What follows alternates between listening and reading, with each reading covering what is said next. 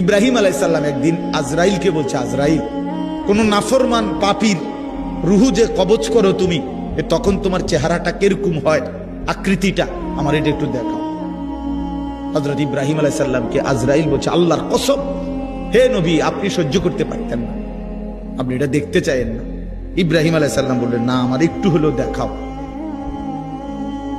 তো আজরাইল এই বিভৎস আকৃতি, মানে নাফরমানের জান কবজ করার সময় উনার যে চেহারার আকৃতি হয়, এই চেহারাটা ধরে ইব্রাহিম আলাইহিস সালামকে দেখাইলেন। বিশ্বাস করেন, এই কিতাবে আছে, ইমাম কুরতুবীর কিতাব। ইব্রাহিম আলাইহিস সালাম একটা চিৎকার মাইরা বেহুশ হয়ে গেছে।